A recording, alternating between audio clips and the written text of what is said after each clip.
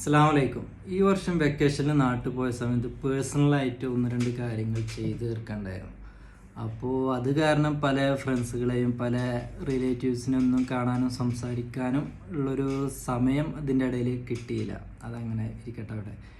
പിന്നെ അങ്ങനെ പോരുന്ന 1-2 ദിവസം മുമ്പേ നമ്മൾ പെരിന്തൽമണ്ണയിലെ DC ബുക്സിലൊന്ന് കയറി. അങ്ങനെ പരന്ന വായനയും അങ്ങനെ കൂടുതലായിട്ട്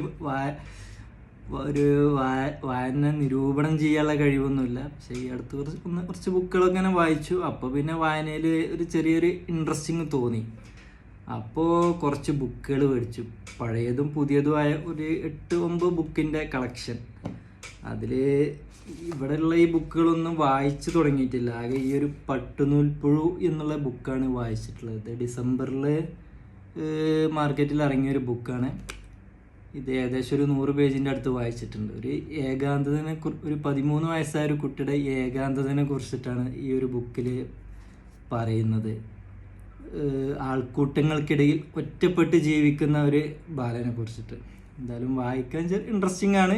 ഇടയ്ക്ക് നോവലല്ലേ, ഓരോരുത്തരുടെ മെയിൻ്റിനനുസരിച്ചിരിക്കും. ചിലപ്പോൾ ഒരു മുഷിപ്പ് തോന്നും, അങ്ങനെയൊക്കെ. പിന്നെ അതുപോലെ തന്നെ ബഷീറിൻ്റെ യാ ഇലാഹി, M മുകുന്ദൻ, അവീലെ സൂര്യോദയം, KR മീരയുടെ ഖബർ.